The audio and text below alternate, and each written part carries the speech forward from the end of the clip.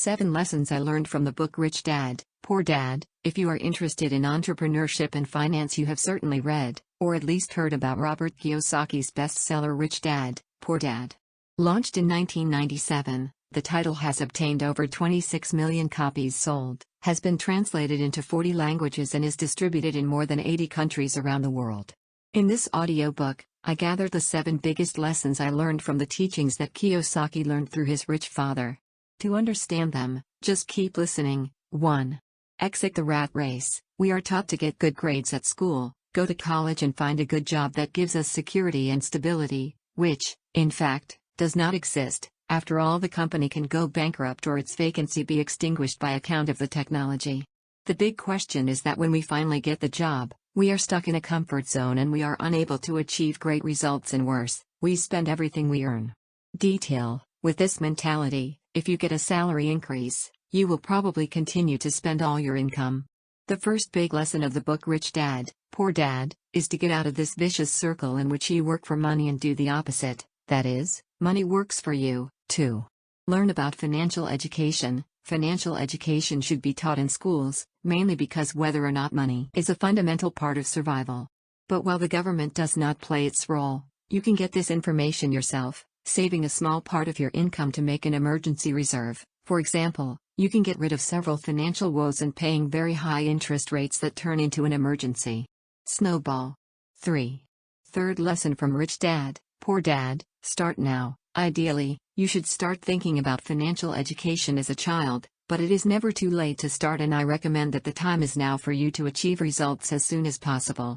I know it can seem difficult to totally change the mindset, but if you surround yourself with content and people that stimulate your rich side, little by little you will start to think differently.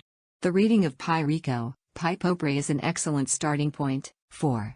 Increase assets and decrease liabilities. What did you buy in the last month? If you thought only of clothes, accessories, expenses with the house, supermarket and fixed bills, know that this is worrying. Obviously we have to survive and some items are really necessary. The problem is when you don't take even a small percentage of your income to make an investment that will bring you a long-term return. Forget any concept of accounting now, but the rich invest in assets for money to work for them, that is, at some point they may be traveling or sleeping that will be earning money, and then yes, they can buy luxury items. The poor, on the other hand, do the opposite. They buy liabilities that make them poorer and poorer just for the sake of looking rich. 5. Don't stop learning, but know what to study. Kiyosaki tells in the book that he had 2 parents, one with PhD and another who didn't even finish high school. Detail. The poor, biological, father who died in debt was the one with PhD, since the one who didn't even finish high school, father of his best friend, became one of the richest men in Hawaii. Acquiring knowledge is something that you must constantly do, but not always the best way is conventional education. 6. Being broke is different from being poor, according to Rich Dad, Poor Dad. A great example of this is Rick Chester, the guy from the water video, a street vendor who worked from sunrise to sunset in Copacabana, but never stopped reading and having an entrepreneurial mindset. After his video went viral on the internet, Rick became a digital influencer, author and speaker. He even lectured at Harvard. Even in difficult situations, Rick never stopped believing that this was just a phase, but that a grand future awaited him. 7. Undertake. Imagine the following situation. You are self-employed, earn $10 an hour and work for 4 hours, that is, at the end of the day you get $40. A certain amount of time passes and you decide to earn more, so you work 8 hours a day and earn $80. After a period that value is no longer satisfying and you start working 12 hours a day and earn $120. However, you still want to earn more, but you are exhausted, there is no way to increase the hours of work. Then you have an idea, hire a person to pay $7 an hour and keep the $3 profit for you. If that person works for 12 hours, you will have earned $36 without working.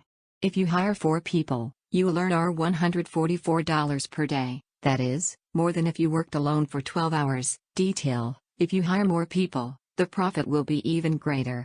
Entrepreneurship is just that, thinking about ways to earn money by making the least possible effort. 8.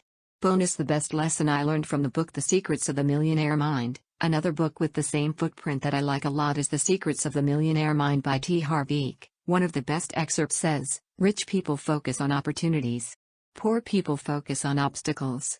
I don't know if you've noticed, but the people who complain the most about life and talk all the time about other people are the ones who act the least. One of the secrets to having a millionaire mind is precisely to focus on actions and attitudes. Complaining about the circumstances, besides not changing anything, just makes the problem seem bigger. Did you like the lessons? Share with your friends.